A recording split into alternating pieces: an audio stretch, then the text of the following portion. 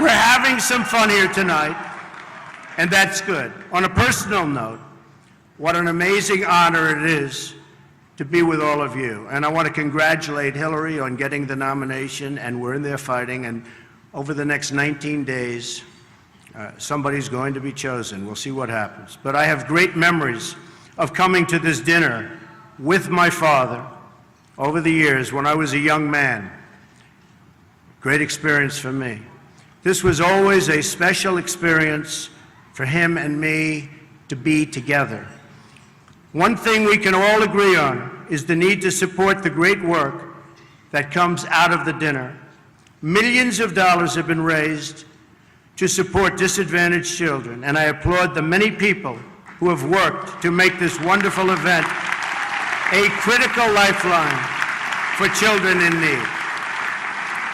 And that we together broke the all-time record tonight is really something special. More than 6 million net. The Cardinal told me that's net, Donald, remember. We can also agree on the need to stand up to anti-Catholic bias, to defend religious liberty, and to create a culture that celebrates life. Many believed he was an outsider who was our only hope to tame the U.S. federal government beast. But it has become very clear he is not. First, WikiLeaks showed that Hillary herself actually approved Trump to be her competitor. According to an email sent from an assistant at the Clinton campaign, Hillary was aware that Trump was going to run before the political process was fully underway. Clinton advised the mainstream media to push his legitimacy as a Pied Piper candidate because she realized, after looking at the poll numbers, that she wouldn't stand a chance at winning the presidency against any of the establishment Republicans without making them Pied Pipers. It just so happened that Donald was the easiest to play the role, considering his long history of friendship with the Clintons. In addition, the mainstream media was more than complicit in creating a narrative that the 2016 presidential elections were about Hillary Clinton versus Donald Trump from the get-go. But barely reported in the media was that after the third presidential debate, Clinton and Trump went out for a night on the town together, and where they went is of great interest. They went to an annual Jesuit function, which is usually full of New World Order types. America is in many ways divided.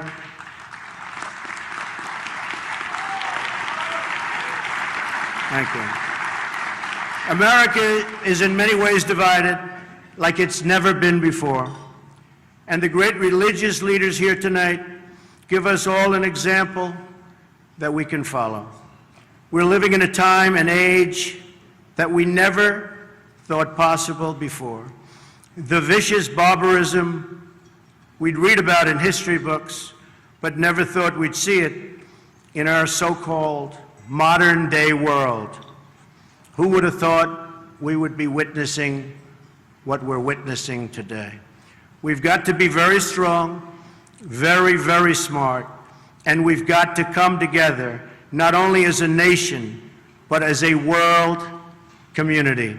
Thank you very much. God bless you. And God bless America. Thank you. One of the more interesting things that occurred right at the end of the Jubilee year in early October was that the Jesuits installed a new superior general, with the date to commence being actually at midnight on the end of Jubilee.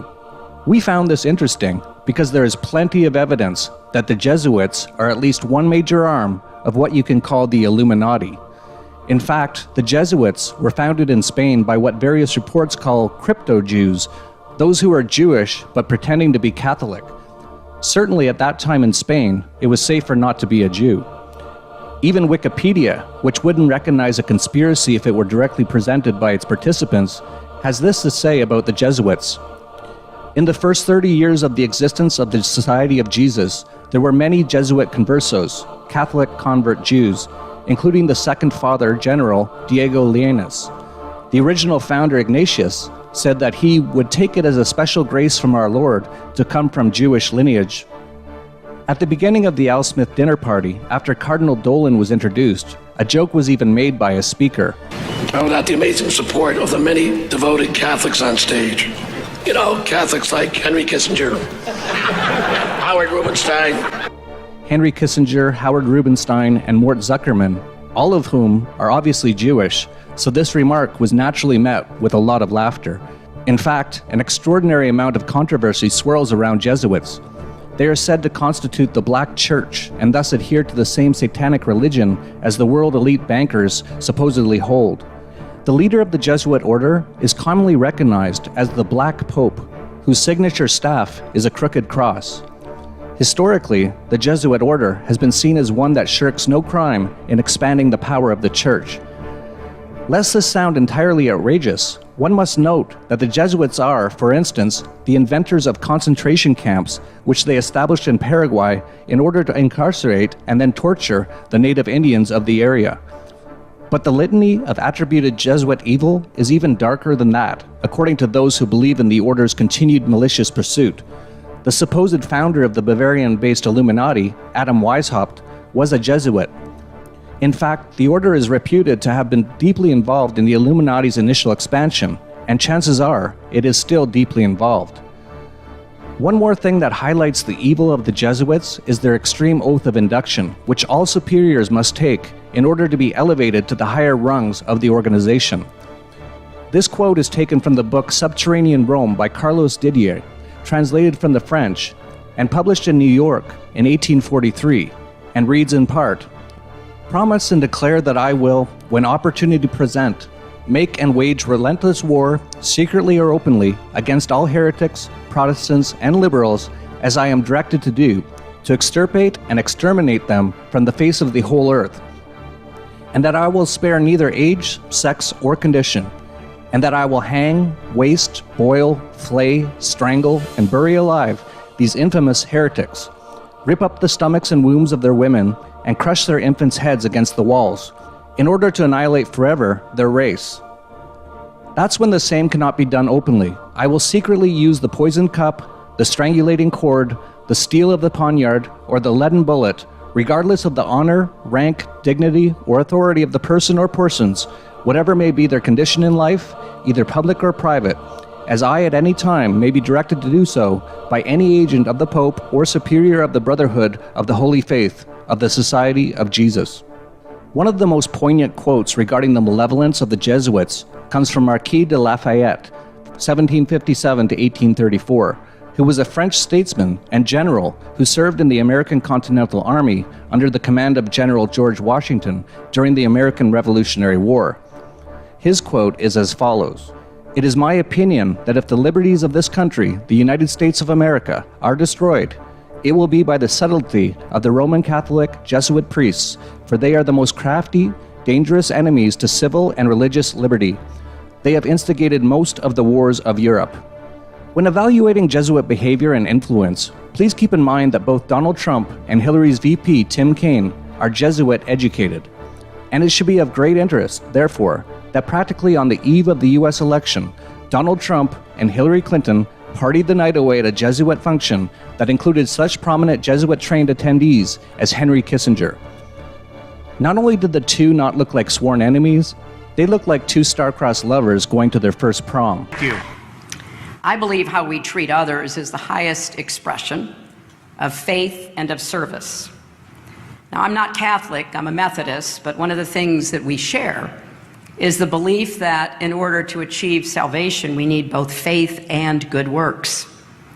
And you certainly don't need to be Catholic to be inspired by the humility and heart of the Holy Father, Pope Francis, or to embrace his message.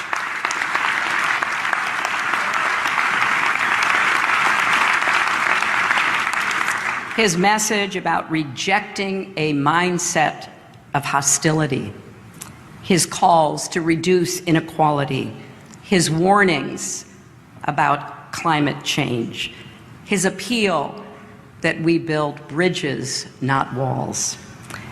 Now, as you may know, my running mate, Tim, is Catholic and went to Jesuit schools, and one of the things he and I have talked about is this idea from the Jesuits of the Magus, the more, the better. Well, we need to get better at finding ways to disagree on matters of policy while agreeing on questions of decency and civility. How we talk to each other, treat each other, respect each other. So I've taken this concept of Majis to heart in this campaign as best as one can in the daily heat, the back and forth of a presidential campaign, to ask how we can do more for each other and better for each other. Because I believe that for each of us, our greatest monument on this earth won't be what we build, but the lives we touch. And that is ultimately what this dinner is all about. And it's why it's been such a great honor to join you all again. Thank you.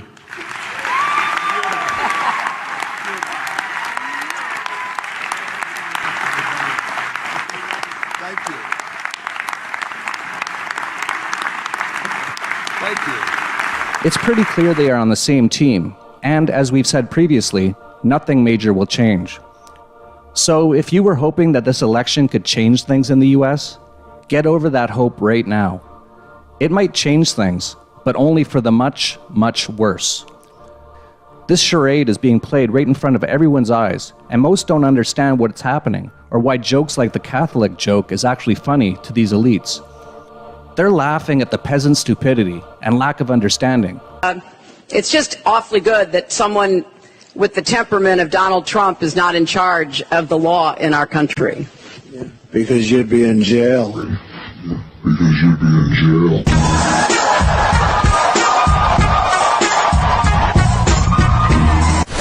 Hillary Clinton, commonly referred to as Crooked Hillary. She's crooked as a $3 bill. She's married to an abuser, a woman claimed rape and all sorts of things. I mean, horrible things. She should be in prison. She's the queen of corruption. She's a disaster. She's a dangerous liar. She's the devil. She's a monster. Because you'd be in jail. Because you'd be in jail.